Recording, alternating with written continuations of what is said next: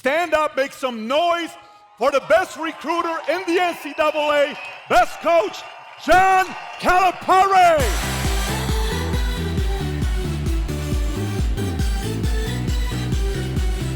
Stop the ball, man.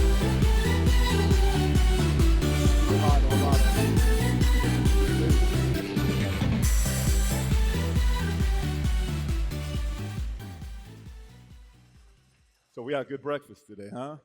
It was a good time this morning. You didn't tell me I was walking into this. So we're back there. He walks in. He hears Jason screaming and hollering, and it's like, who is this guy? I said, that's Jason Grazia. And he says, oh, he's Italian. I like him already. I wanted to meet him. I wanted to meet that Italian guy. And then he saw Vargas, he saw Palaio, but hey, first of all, guys, you got to understand is, you got a lot of places you can be, man. Thank you for taking the time for coming out here and spending time with us. Really, we're excited. Can I just say this as I walk in, Patrick? And we met this morning. People helping people. And I wanted to hear his story and the story of this room. This is about living the American dream. This is about having an opportunity to do things for your family. We were just talking about, my thing was I just want to take care of my mother. Then it's, okay, what's moving you? What is it? What's driving you? What doors are in the way? What's slowing you down? What's trying to hold you back? But having a group like this that's like, let's go for this. Every one of you, let's go for it. And let's live this dream like everyone else, and let's have the opportunity. It's great. When I walk in and I see all these young people just starting out with life, I'm a little older than you guys. It's a great, I love it. Being around 17, 18, 19-year-olds, walking in a home that I look around and I say, if we do right, it's not going to be like this long. To see what they do for their mothers and their families, the first thing they do is I had a call from, you talked about DeMarcus Cousins. If you don't mind me. No, go lead the way. Go ahead. DeMarcus Cousins, how many of you know him? Guy, he's crazy, okay?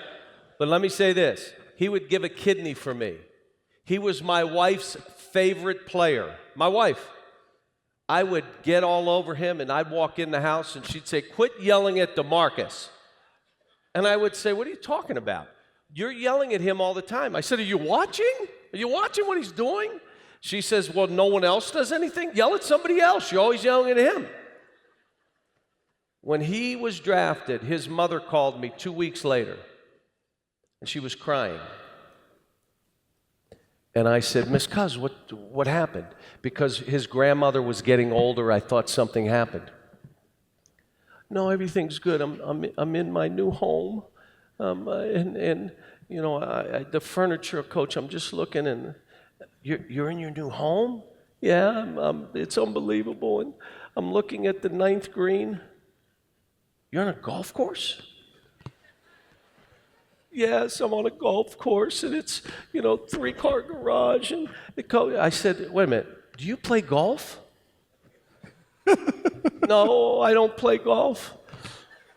Well, why would you be on a golf? Because I can. And that is a true story. My day, when I see these kids make it, 70% of the kids that I've coached at Kentucky get drafted. 70%. When I see their families, you're going to understand this, breathe for the first time because they have enough, they don't have to worry anymore. That's a great feeling for me. My grandparents, I know Patrick's story. My grandparents came through Ellis Island, did not speak English. My parents are high school educated. My mother worked at the cafeteria in the school that I went to. So I saw her every day in her white uniform selling ice cream. My sisters and I, the goal for my family was my parents, their children are going to be college educated. All three of us are college educated because of our families. who worked to make a better life for us. Guess what? My oldest daughter is Dr. Calipari, the first doctor. That's how this is supposed to work. Nice. And that's how it's supposed to work for you. What I love about this, because I asked the question, give me the age, give me I want to know. And then, 33, I'm like, well, how many of them have kids? Because basically what you're doing in this isn't just 4,000 of you. This is going to be multiplying. And I'll just say this, and I don't mean to make this a talk. All of you here, you're so young. I'm jealous. You're so young. You got to have a why at some point. Because it's not going to be how much money you can gather. It's not going to be how many toys, cars, houses. At some point, it's got to be a why. I just heard a why. I had to take care of my mother. I just wanted to make $2,500 a month so that I could give that to my mother. I've heard that. But then it comes back to, you get to that. Some of you in this room are going to be so special, but it's not because of what you made, it's how many people you've helped. Your why, you got to come up with, what is my why? When I make it big, not if I make it big, I hope you heard me. When I make it big, what is my why? What do I want to be doing with my life? You know what? Write it down. Put it on your bathroom mirror. Look to that. When I make it, what do I want to be about? How do I want to be perceived? Just a gatherer? Or maybe a gatherer of people? How many people can I help? Just one thing, because I see many of you taking notes.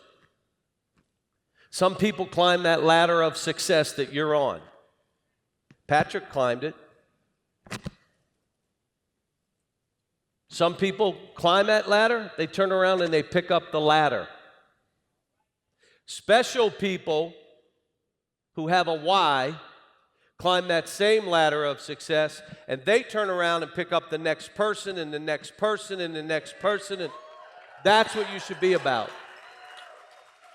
The next time Patrick asked me to come here, there should be 8,000 people in this room, not 4,000 people in this room. You want to play for me now? There you go. We got some guys that are 6'6", they should be looking out for and talking to. So what I want to know is this. I mean, obviously now you're at Kentucky, right? I mean, everybody wants to play for you. Everybody wants to play for you. Not everybody. But 99% of players would like to. What I do is not for everybody. Can I tell you what you do is not for everybody? It is not, or they'd be in this room too. So most players want to play for me. Not everybody. If they want to be coached hard, they have to be challenged. They have to be challenged. You know, they want to play for somebody like you. One of the things you said in your book is you said, I like people that want to be coached by me. If they want to, that's a whole different thing. What I want to know about is now you're a coach, Calipari, you're doing what you're doing, but take us back. I mean, how did this start when you were in high school coming out? You're playing ball, you start off assistant, Kansas, Pitt, some of this stuff, and then UMass. But tell me about high school part. Well, again, through basketball, I learned self-discipline. I learned self-confidence. I became a gym rat. So I had a grind. To do what you're doing, folks, you have to have a grind. How many times do you have to be willing to hear no and it not affect you? What? And you can't walk out of the room with your head in no. You're going to hear no 1,000 times more than you're hearing yes. That's part of what we all do. For me, I just didn't want to be in my dad's basement. I needed to figure out what I wanted to do. And as I got into playing, I wanted to coach, but I didn't know what it meant. See, I thought it was X and O's. I started at UMass, tried to build a program. X and O's, coach basketball, drills. As I get older, it's about helping families. And if I help them, they fight like hell for me. You watch the games and you say, why do his guys play so hard? How about this one? That kid could have gone anywhere in the country and took 30 shots a game. But he goes with him and he shoots 12 shots a game. because they know me and my staff are about them. We're going to love on them. They need to learn to love on each other. We're going to be there for you. You got to be there for each other. If someone's really doing well, you got to teach the others. If someone is struggling and you see it, you pick them up. Do you guys know what servant leadership is? The whole goal for every one of you in this room should be a servant leader. I want to teach every one of my players to lead.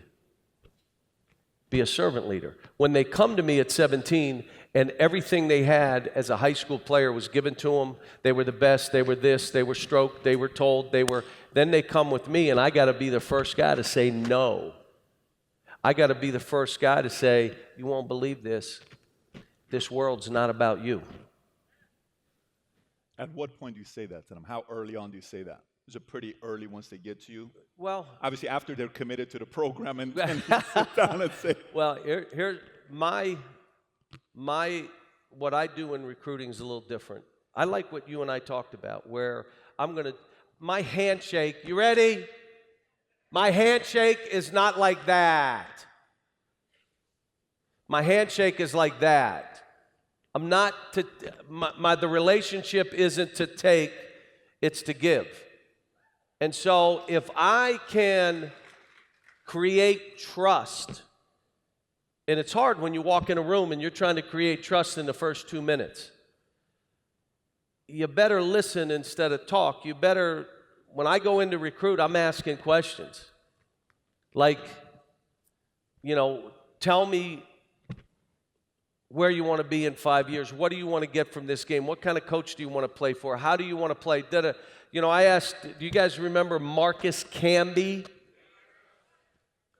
6'11". He was 6'3", guard, and grew to 6'11". Anthony Davis did the same thing. Yeah, that's what I was thinking about. Anthony Davis went 6'3". I got to coach both of those guys. When I recruited Marcus, he told me, I said, what position do you want to play? Before you tell them, what are you looking for? How can I help you? What can I do?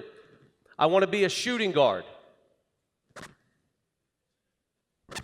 You're 6'11". You want to be a shooting guard. Okay. I'm not going to lie. You got to be honest. You got to tell the truth. So I told him, okay, you could be a shooting guard. And I said to him, you do know we post up our shooting guards a lot, right? We kind of put them near the basket. All you young people out there, do you get that one? But here's what I tell them. If you're going to drink, smoke, club, or chase, you ain't coming with us because you're not going to school for the right reasons. If you want that, go somewhere else. Because if you get in trouble with me, many of you don't. Raise your hand. Make me humble again. Raise your hand that you never heard of me before. Raise your hand. Put your hands down. I was teasing.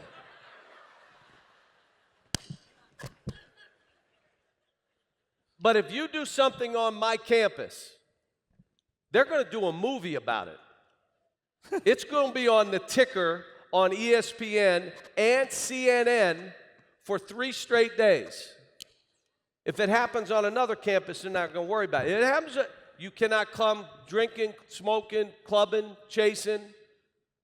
You have to understand, we have to sit down and say, you have to come here it's not for everybody. You ready? Are you ready to share? You going to go in your office and close the door and be about you? I don't think you can be in people helping people. I don't believe so. Well, you can't be on my team if you're about yourself. Can't be on this team. You know why? We're all trying to eat. Everybody's trying to eat. It's not one guy trying to eat. We're all trying to eat. So you say to me, how did you get 5 guys drafted in the first round in one season? Never been done before. How did you get the one? Raise your hand if you've never heard of me before. Raise your hand again. All right, you better Google this shit and read it after I leave.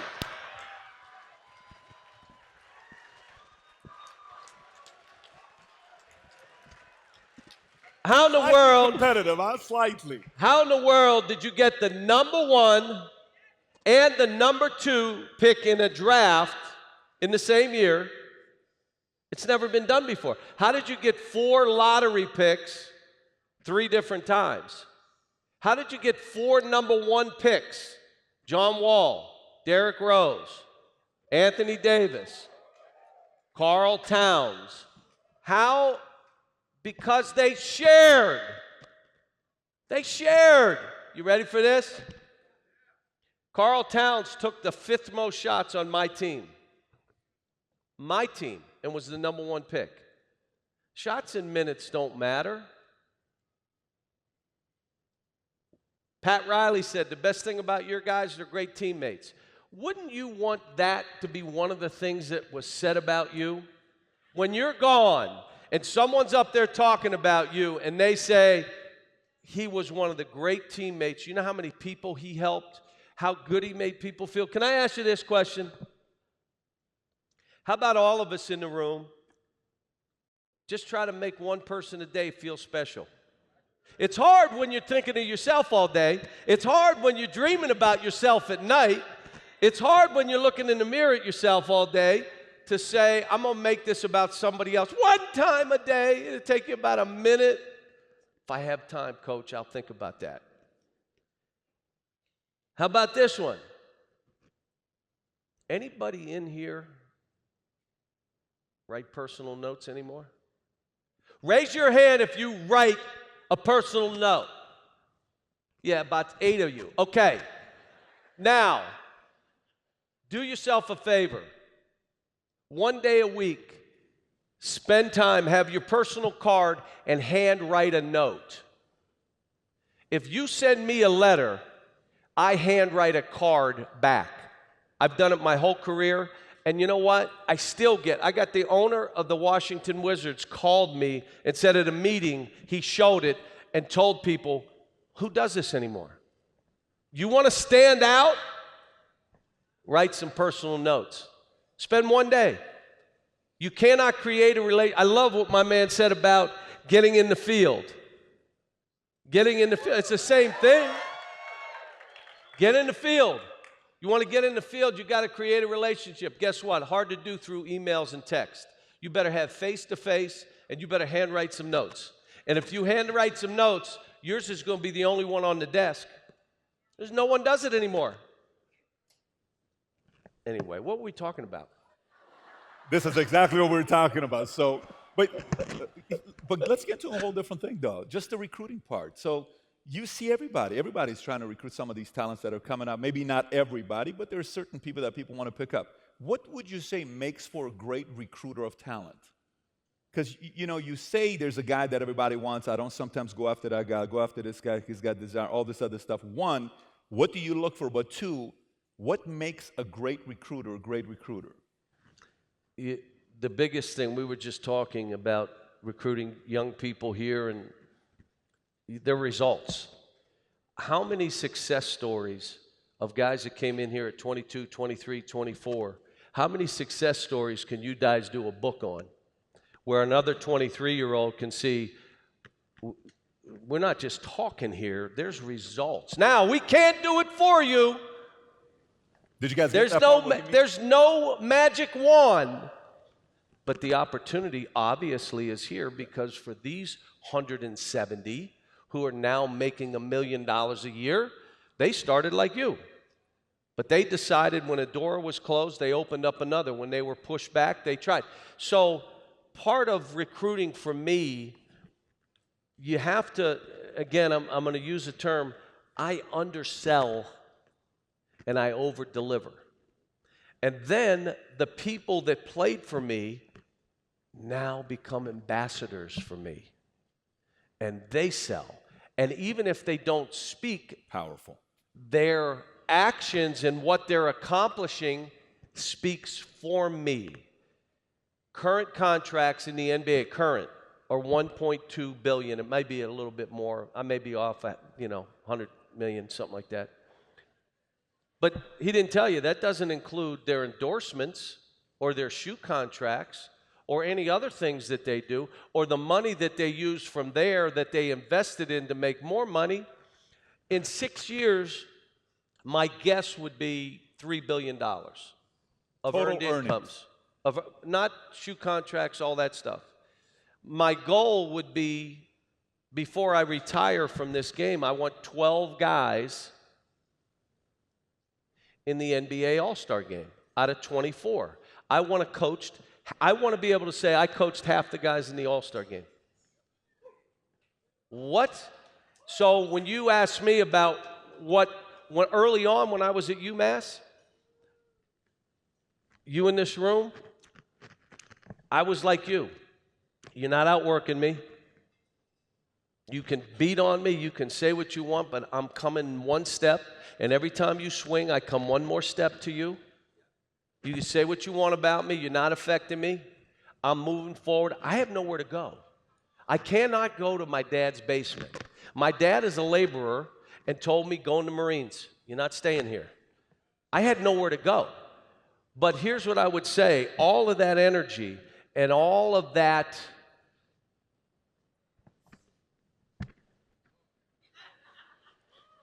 you're going to bring, please remember this day. It'll start shifting to your why. And when your life becomes more about other people than yourself, please listen, life becomes easier. You become happier. It becomes a downhill run. And you know what? Every day they see you, you got a smile on your face. Right now, you're fighting like hell to survive. I've been there. I had people come after me, say stuff that wasn't true, and I could wallow in it. Then they won. They were not winning. No. Say what you want. I'm moving forward. If you're about other people and you're doing right, that stuff runs off your back like rainwater. And let me say this. Some of you in this room are going to really start moving. And you're going to think everybody's happy for you. They ain't happy for you. But you know what? You keep smiling. I said today to Patrick, because he's read some stuff he kind of knows. I like to poke the bear at times. Can't help myself. But what I learned when I was about 30, 35, if someone is obsessed, please listen, write this one. If you're obsessed with anything, you lose. You're going to lose. So my thought was, it could be obsessed with money. It could be obsessed with things you really don't need. Some things in your life that you know you shouldn't be living a certain way. You're obsessed. If you're obsessed with anything, if you don't have that balance you need, you lose. So then I said, well, does that mean if someone is obsessed with me, they lose? Yeah. So I poke the bear every once in a while. Which I don't, there are things I do. I'm flawed in many ways, so you don't want to do all the things I do. But my whole point is, let them be obsessed with me. I am not obsessed with anything. I'm happy for anybody's success. I know where I came from. I know where my grandparents came from. My grandfather started in the coal mines where the Italians went when they came to this country. Died of black lung at age 58. Because he was in the coal, his brother was crushed in the coal mines and died. But they came over to give their family a better shot. And you know what? I never forget that as I go forward. And I remind my own children. My son plays for me now. He's on my team.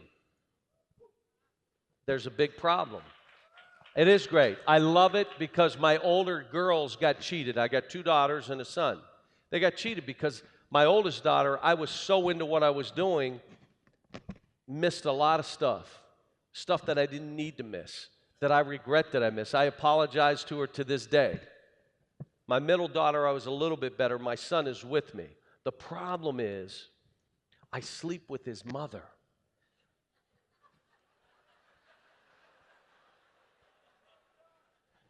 That means when he doesn't play enough, do you understand? I got to walk in and see that. Last thing I want to tell you, about recruiting.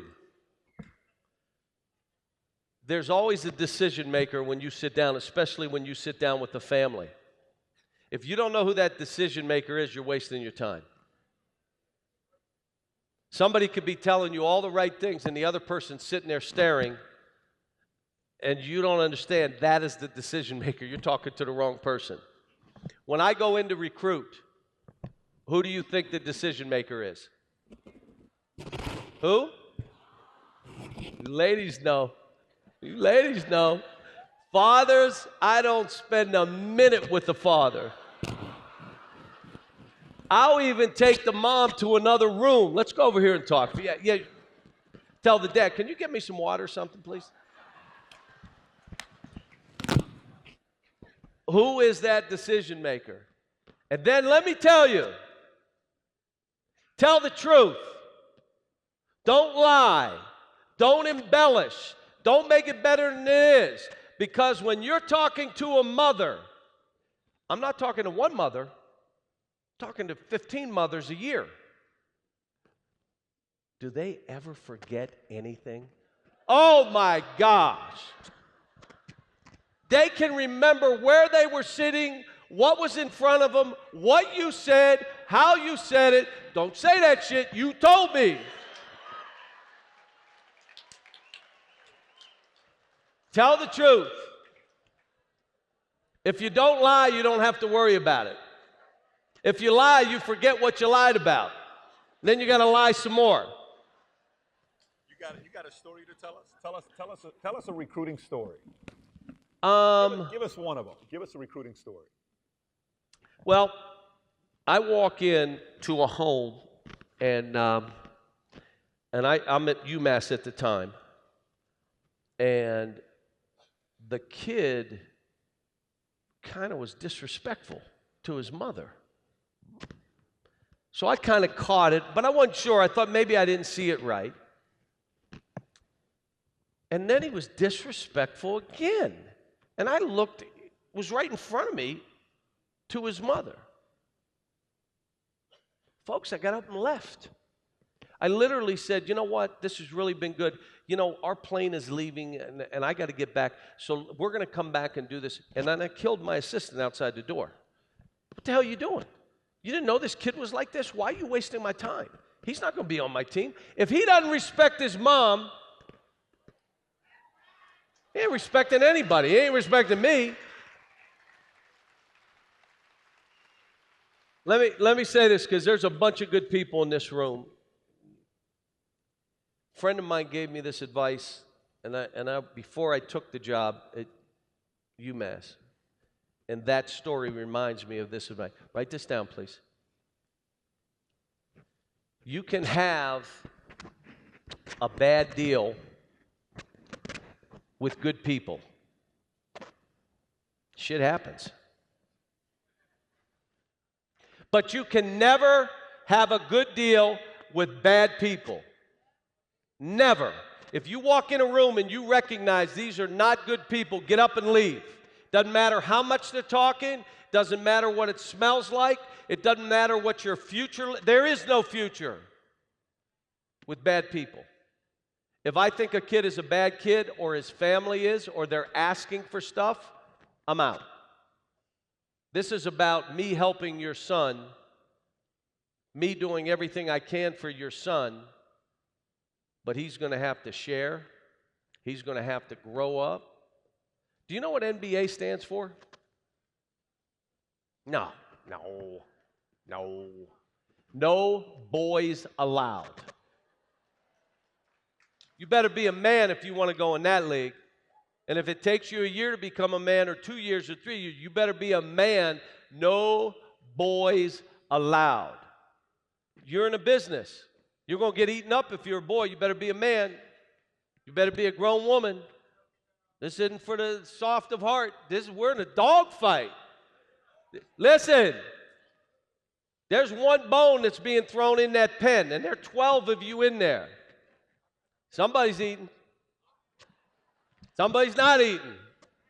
I know this. I was eating.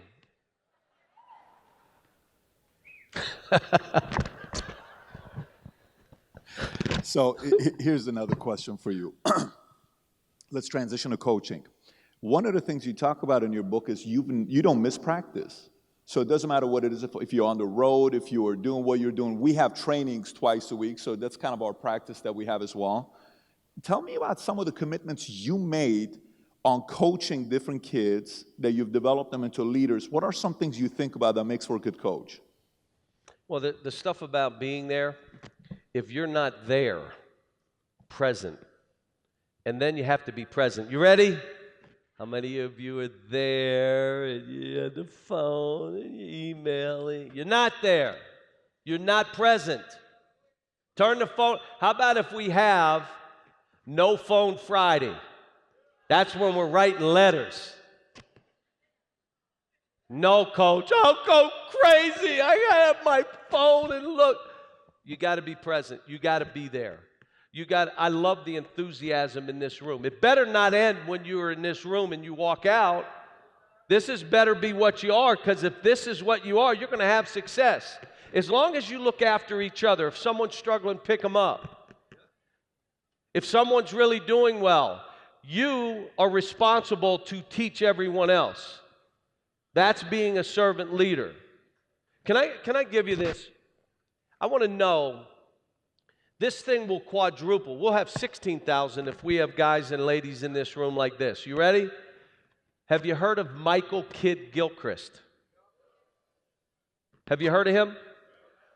Plays for the Charlotte in the NBA. He was the number 2 pick in the draft. Played for me. He was 17 years old when he played for me. He started with two other freshmen.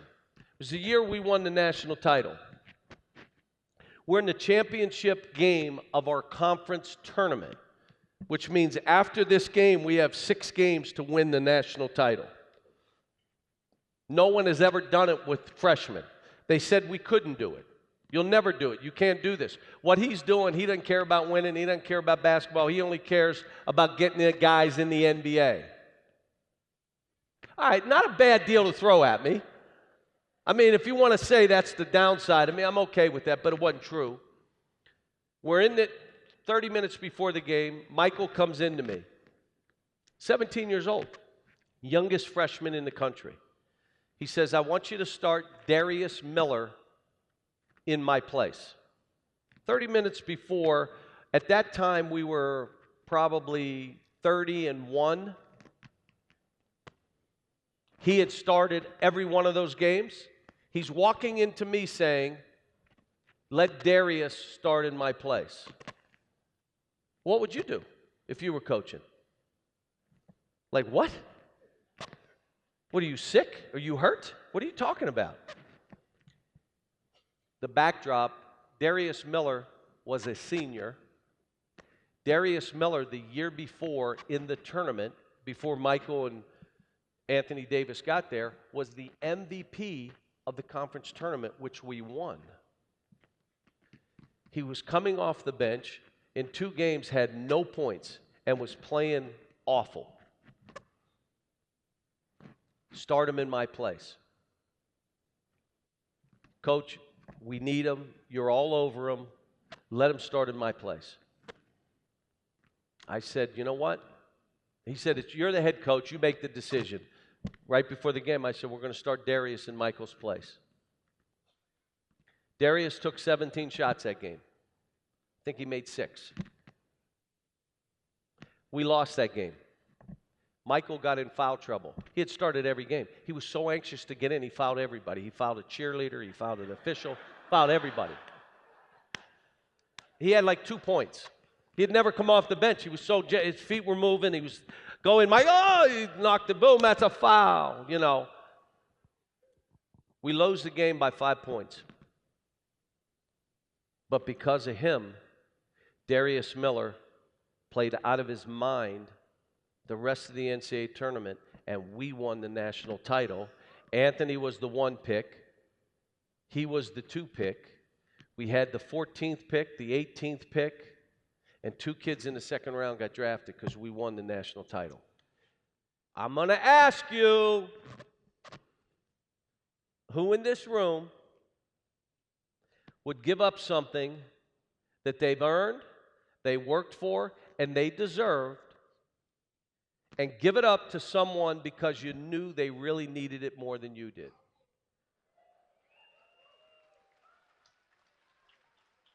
I got to move in my seat because I'm telling you, if we had a room full of guys and ladies that would say that, we got 16,000 in the next couple years who are in a room somewhere. Now, hold on. Why would I say you'd have 16,000? Who wouldn't want to work in that environment? It would be like, let's all do this together. Let's be about each other. We can all eat. We all got to share. But I'm going to tell you, it's hard. Oh, is it hard to share? And you know when it's really hard to share? When you don't have much. Then it's really hard to share. Hard to give out your shirt when you only got two and one got a hole in it. Which one do you give? You know you're giving up the one with the hole. I mean, which one are you going to give? But I'm telling you, at some point in your life, you're going to switch. And you're going to remember this moment and say, man, did life become easier, more rewarding. Let me tell you for me, when I made that shift, and I can almost remember when it was, I was overwhelmed with what I was trying to do. I was overwhelmed with everything around.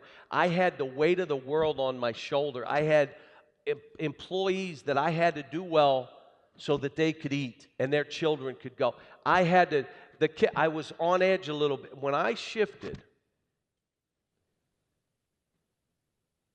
it became easier. I became friendlier. And you know what else? We won way more games. And then they just kept giving me more money. And I'm like, at one point, I'm like, you got to stop. No, come on, keep coming. I mean, but it's funny how when you're not concerned about you, maybe everybody else becomes concerned about you. I don't know how it works. I can just tell you from my experience, hard when you're your age because you're trying to survive. I know the feeling. When I grew up, my dad got paid every Friday. The mortgage was $63 a month. I'm not that old, please. Don't act like I was born in 1915. The house we grew up in cost $13,500. That mortgage was $63 a month. Friday, Thursday, and Wednesday were the tough days. Why were Thursday and Wednesday the tough days? There were no cookies, ice cream, shit. You were eating Spam, you were eating cereal for dinner. Come on now. Thursday was a tough day. Wednesday was shaky. Friday was beautiful. Saturday was beautiful. But we all have bad eating habits because of that. If it's there, better eat it, especially if you have siblings. Because someone's going to eat this, and it might as well be me. Did any of you have the cans that were generic? You guys are so young. You don't remember the generic cans, the white cans, that would have green beans, pork and beans, apple sauce? Do you remember that? Has anybody here, there's no way anybody here has ever eaten Spam. Anybody eaten Spam here? All right. You lived my life then. You understood. All right, this is what I'm going to know. What happens to bologna when you fry it?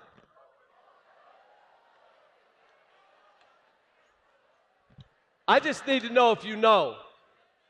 I think some of you are BSing. You went to private schools. We got some Yale graduates in here. It's bullshit. You never fried bologna.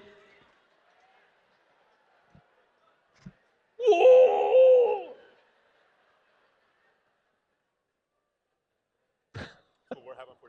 That's what we're having for dinner tonight, by the way. Just so Hey, you better have bologna every once in a while. Remind yourself. Here's one thing, because you're going through this, and it is not going to be, like, life's not on your terms. You want it to be, but fate intervenes. Shit happens. Some of it good.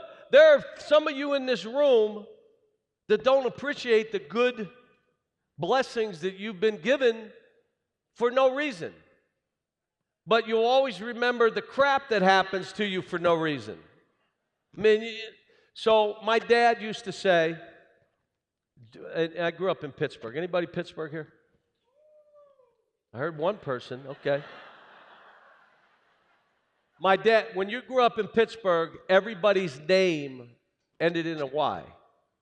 I was Johnny. I was never John. I was Johnny. Johnny, Billy, Ronnie, everything was. So my dad would say, Johnny, it's never quite as good as it seems, and it's never quite as bad as it seems. Keep things in perspective. So as you go through life, look at us. My mother's line, and she was a dreamer, her thing was, dream beyond your surroundings. This should not hold you back because you were born in this. You dream beyond your surroundings.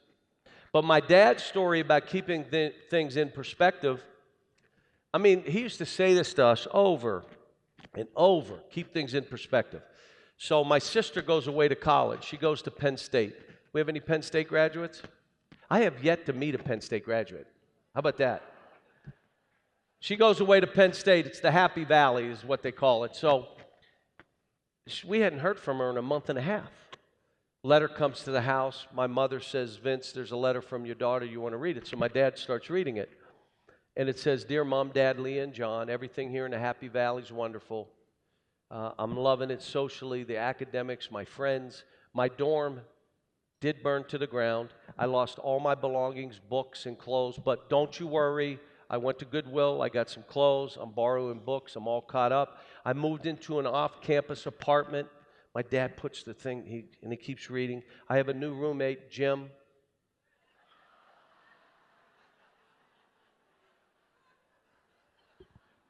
My dad, my Italian dad, had that vein right there that you could just see it start.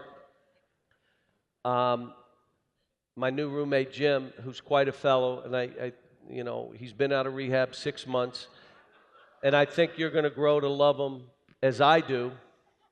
And Mom and Dad, and I want to apologize to all of you for not inviting you to the wedding. That happened rather quickly. So now this vein is like shooting, right? And I'm like, and it goes on, but Mom and Dad, I want to congratulate you two on becoming grandparents. And I think you will be the greatest grandparents ever. Then the bottom of the letter says, your loving daughter, Terry. P.S. Dad, all of the above is a lie. I failed chemistry, and I wanted you to keep things in perspective.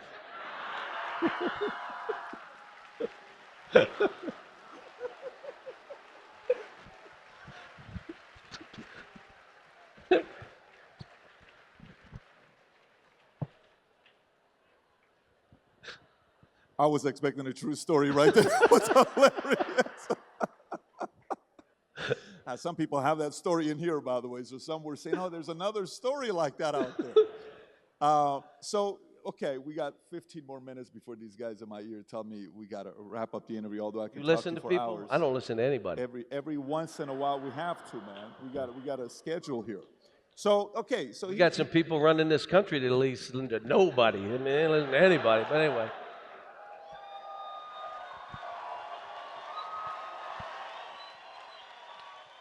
We're not talking politics. Stop. Not talking politics today. We're having too much fun. So what do you think about Trump's no? I'm just kidding with you. I'm kidding with you. So tell me this though, honestly. I mean, we got 15 more minutes for these guys to learn from you here. What would you say? See, you got all these guys you've seen that have gone from whatever level they're at, and some of the guys you see say, this guy can get into the NBA, but his work ethic sucks. What does it truly, like if you've coached Wall, if you've coached Towns, which I believe Towns is going to be a top #1 guy in the NBA next 3 years. I really believe Towns is and the Anthony guy. Davis. What is the difference for a guy that goes to that level with the work ethic, the discipline, the willingness to go out there and do what things the other guys don't want to do? The first thing, when you make a decision to go to Kentucky, you look in the pen, and there are 7 other dogs in there, and they want to eat too, and you're willing to jump in the pen. That's the first thing. Are you willing to jump in the pen? Do you honestly think you're the only one trying to eat? You're not even the only one trying to eat in this company. But you won't believe this, you're not the only company. You got to be willing to jump in and go. Then the second thing is, are you looking for excuses or solutions? You want an excuse? You know what I tell my guys? When they come, because I'm coaching them hard now, and I'm holding them accountable. They want to leave in a year. You know what my line is? What are you going to do, transfer? You can't transfer. You got to get this right. You're trying to leave in a year. If you're looking for excuses, you'll find them. Oh, yeah. You'll find them. I have an excuse board. So I have 10 excuses. Number 1, my girlfriend's been a pain. Number 2, I have a cold. Number 3, my back hurts. I have 10 of them. And then, for the sake of time, just give me the number. Don't give me the whole sentence. You can give me combinations. You can give me 1, 5. What the hell's going on? It's a 1 and a 5. All right, I got you. Put it, hey, in your offices, put the excuse board up. Put them up and start writing them down so you can laugh. What the hell's your excuse? Number 6. So the guys that have made it for me look for solutions. Are you ready for this one? Your boss here likes to read, I can tell. You had some other people up here that want to read. They want to get new thoughts, new ideas. You know what that means? They have curious minds. The best players that I've coached have curious minds. They have curious minds. Spend time reading every night before you go to bed, even if it's a paragraph. I don't care what you read. Read something to make your mind move. You get stuck in a rut. You're not talking yourself out of it. You got to have something that you're reading that moves you. And I'm going to say this. Educate yourself, please. Become more educated. Please listen. If I don't know one dumb person that's worth $250 million. I don't know any. I'm not meaning like, look at my test scores. I was like 900 on the SAT. I wasn't that smart. Curious mind. Wanted to keep learning. I keep reading now because I want that to be able to pass it along to my players.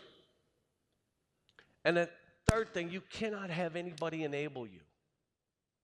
If there's someone around you enabling you, you got to kind of either push them or tell them, don't enable me. Encourage me. Give me ideas. The players that I have that are enabled, not making it. The players that I have that don't want to go in the pen and think they can fool their way to success, you're crazy. I call them delusional. You are delusional, my man. If you're the last one to come in the gym every day and you don't ever want to mix it up, but you're going to make it, really? Think about what you're saying. And then they get enabled by someone else who says, you're right, just shoot more balls. You don't have to mix it up. You don't have to be competitive. Just shoot more. Well, that kid's been enabled. He can't make it. But my guys, like I said, curious thinkers, the best guys I had, smart kids that way. Didn't mean in a book sense that they were straight A students. That's not what I'm saying. But they had a curious mind that they wanted to expand. That would be mine. What would you say? What did you do to get the best out of people? You got players that play for different people. You got 3 different coaches you play, but one guy gets the best out of you. How do you pull that out of them? One, everything you're going to do is about relationships, folks. That's all relationships. How do you create a good relationship? Trust. You don't bullshit, you tell the truth. If you bullshit, you're going to have no trust. Do you want to work for somebody or be around somebody you can't trust? If he's at the water cooler, will you go to the water cooler? No, you'll go the other way till he leaves or she leaves. Trust. It all starts there. Second thing is, if these guys know I'm more about them than I am about me and their success, I can coach them, I can be aggressive, just like your own family, your mother, who could say things and do things to you that no one else could, and you know what? You still loved her. And if anybody else said the things that your mother said to you, you'd want to punch them. But your mother says them, and you know you have to take stock in what she's saying because she loves you. So if you're going to get something out of somebody, that relationship has to start with trust. Undersell, over deliver. Be about them. Let them know they care. Do you know the people you work with, how many sisters or brothers they have? Everybody's head went down. Do you know if they have children, what their birth date is, their children's birthday? How do you really care about one another if you really don't know some of those important things in the other person's life? If something is happening, how do you, there's got to be a trust and a caring, and it's got to be sincere. We all know when someone's trying to BS us. For me, my players say the thing they like about me is I keep it real. Unless I keep it real with them, then they don't like it so much. Keep it real. Well, I'm going to keep it real. Not with me, with him. But I would say to get it out of people, and then as a leader, my players are going to listen to what I say. They're going to do what I ask them to do because they know I'm about them. You know what I worry about every year? I'm worried about this season. Am I telling them the right things? I'm not talking morally. I'm not talking ethically. Am I telling them, my team every year, could you imagine your team changing every year? Like the group, your group, and all of a sudden there's 9 new people, and then next year there's 8 new people, and next year there's 9 new people. That's what I deal with. So, well, we're going to go at this way. What if that's not the best way with this group? What if there's another way of doing it that's better? I got to figure that out on the run. So my thing is, whatever we're telling them, let's hope we're right. And if we're wrong, pivot right away. Fail fast and run to something else. I'm not stuck on one way of doing something. I don't care. It's not about Cal ball. You got to play a certain way. I don't care how we play. I just want to win. So however we got to play, we're playing. If they say, well, he just has really good players, that's the only reason they win, he can't coach. Why am I okay when they say that? We win most of the games. Because basically you're saying your players are really good, and that's the only reason you win. Then I did my job. I'm promoting my players, and they're really good, and I agree with you. And here's the other thing. If anybody's saying anything about some of you guys in here, let me give you the one I use all the time. They're saying you're not this, you're not that, you're not this, you're that, this guy that. Whatever you say I am, I agree. Can we move on? Whatever you want to say I am, all right, I am. Let's move on. That drives them nuts.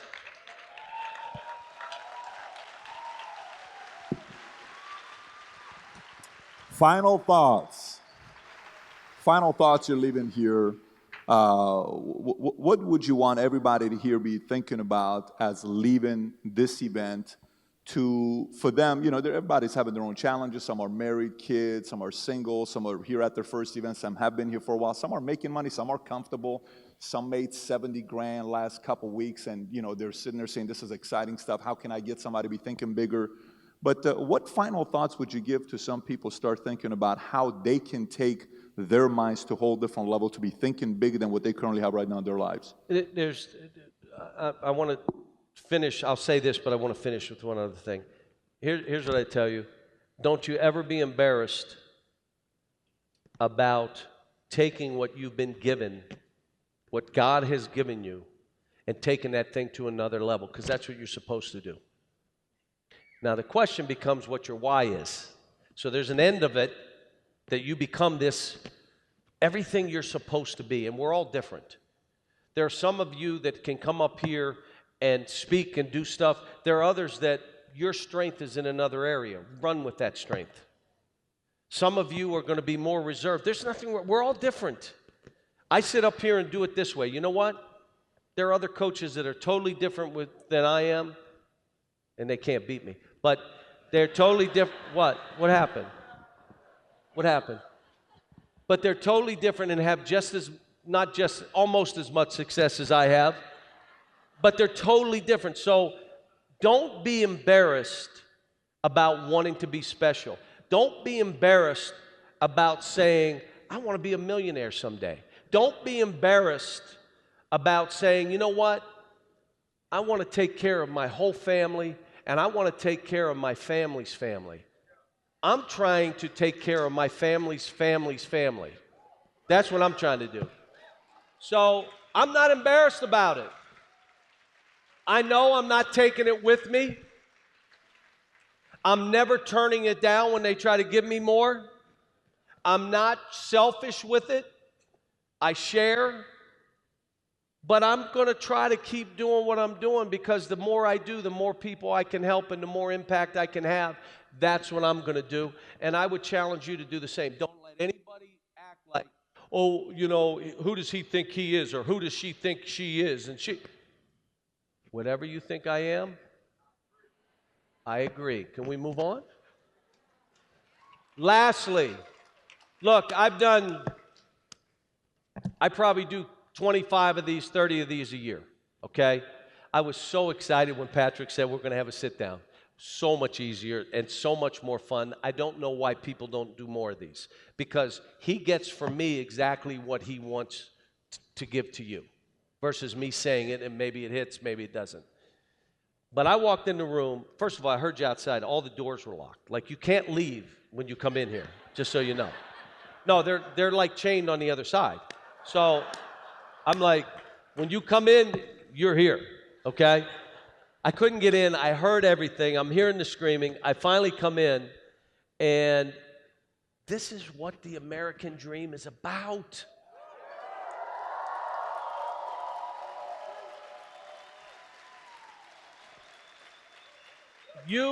If you're really about this country, an opportunity, you grow your business, you grow your own business, you grow your team's business, you grow this company's business so that more people can share in the American dream. That's what this is. Look, if you try to take away from a business the success, you're not getting it. They got to have success so that we can all have success. And then you got to count on people that are running these organizations that are about people, giving people an opportunity and hope. That it's not about what they can gather and take. These aren't the robber barons from 1920s. This is about how do we do this and do this together. We are in the greatest country in the world. And close. You, my friend, were born at the right time. If you were born 40 years ago, life would be much different for you. Think about what I'm saying. And however you want this world and country to be, you make it and you start with you. So whatever you're going to do, you start with you. And you know what? There are no excuses. There are only solutions. There are all setbacks. I just finished a book. I'm forgetting the name, Adversity. I will get you the name and you can get it to your people. It talks about adversity. It's good. It's the only thing it makes you understand you're growing. There's things going to come at you. You're going to have some of the worst things happen in your life. I have. It's life. But at the end of the day, it's the next step forward, the next step forward. How many people can I help? As I'm climbing the ladder, now I'm telling you, when you're on the first rung, it's really hard to pick up the next person. You got to climb the ladder, man. You got to have some success. You got to bring some things in. You got to bring it to the table. You're going to be at the top rung, and you're going to say, hurry up, get up here. Next, come on, let's go. And you know what? You have a smile on your face. You'll have a bounce to your step. You're going to have a long life. You're going to have enjoyment. And you know what? When we're all said and done and we're done in this earth, it's the impact you've had on other people. But you got to impact yourself first. Then you worry about, who am I helping? Get it right. I'm telling you, I learned, this was a great experience for me. Our breakfast and our talk this morning, because all I wanted to know is, tell me about this.